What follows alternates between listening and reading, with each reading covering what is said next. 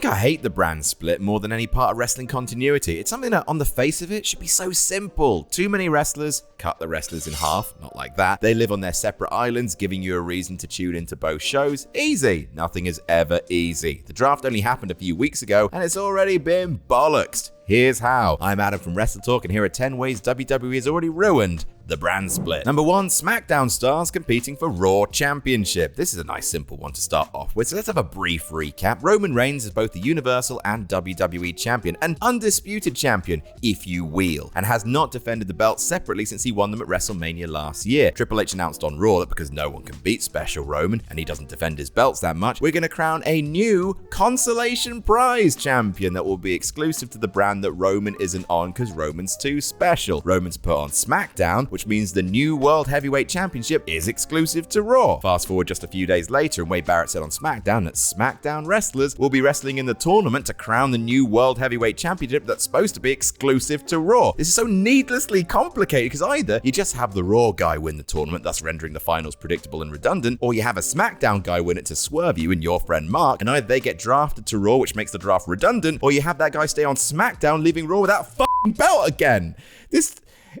What? It shouldn't be this hard. Speaking of which, number 2, women's champions on the wrong shows. Again, we've been down this road before, and yet here we are. For whatever reason, WWE like to make things harder themselves than they need to be. The first of this was naming the belts after specific brands, and then doing a silly thing like swapping them. So now we have the SmackDown Women's Champion Rhea Ripley on Raw, and the Raw Women's Champion Bianca Belair on SmackDown. Is it a deal breaker? No, not really, but it does highlight how little sense this all makes. Also, the last time this happened, Charlotte threw a belt on the floor, and I now have to include that in loads of new list videos, so I think we should try and avoid situations like that in the future. An easy way out of this situation is just to make either the belts called something else, just call them the World Heavyweight Women's Championship and the WWE Women's Championship, or make the brand's champs undraftable. Rhea is locked into SmackDown, Belair is locked into Raw, and then just move some challengers around. It avoids this confusion. It makes my life easier. Number 3, NXT Women's Tag Champs drafted to SmackDown. Yeah, so the NXT Tag Team Champions are now on the main roster. At least Indy Hartwell had the good decency to shatter her ankle and vacate her belt before leaving. Ugh, sorry, Indy, that was...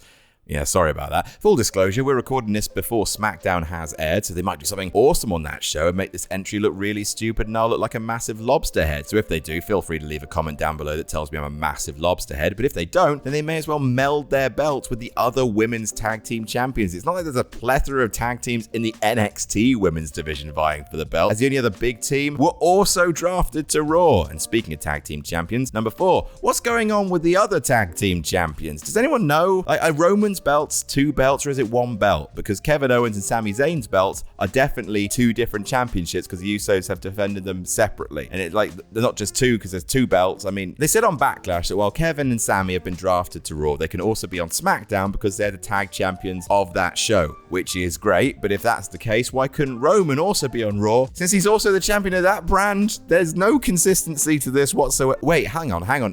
If Kevin and Sami can be on SmackDown because they're the SmackDown tag champs, why can't Rhea be on SmackDown as she's a SmackDown Women's Champion? Number 5, Natalya can be on both brands apparently. Speaking with Archive of B-Socks, Natalya said, I got drafted from SmackDown to Raw. But that doesn't mean I still can't show up on SmackDown. You're drafted to a certain brand, but if the storyline calls for it, you can show up on another show. That's cool. It's cool. I know what you're thinking, so say it along with me. What was the fucking point of the draft then? I mean, ultimately this will all be pointless anyway, because they'll just merge the brands together in a few years' time, and then they'll decide to split the rosters again when the TV rights need to be negotiated. We could do this merry dance again, and I can make more lists about it. Wonderful. Not that it really matters, because there's such things as number 6, the free agents. On the second night of the draft, Triple H announced that Brock Lesnar had signed a cool deal. That meant he was a free agent and could appear on both Raw and SmackDown. Fine, he's Brock Lesnar. Nothing matters. It was later revealed that MVP had negotiated the same deal for Omos, because both brands should be able to see how tall he is. And okay, both are special attractions, I suppose, but apparently Cedric Alexander is also a free agent, and so is Mustafa Ali and Von Wagner. What if Cedric and Shelton win the SmackDown Tag Championships? Does that mean that they could defend those belts on both brands, and another Raw tag team wins them and the belts become exclusive to Raw because Cedric's a free agent? And if Natty just wants to be on both shows, why didn't they make her a free agent? My brain is growing a face, and that face is screaming like that face in the sand in The Mummy. Number 7, not using the tournament to make a new star. Let's circle back to the World Heavyweight Championship tournament for a second. One of the common complaints about it it is that very few people, particularly on the Raw side of things, feel like they belong there. Finn Balor may as well be called Pin Balor at this point. Cody's in the tournament, but he's also finishing his story for a different title elsewhere, and The Miz's credentials to get into this tournament was losing to Snoop Dogg. Damian Priest was one of the few actual credible names in the tournament. They felt like there was going to be a genuine effort to make him feel like a big star after Backlash, but he lost, which means it's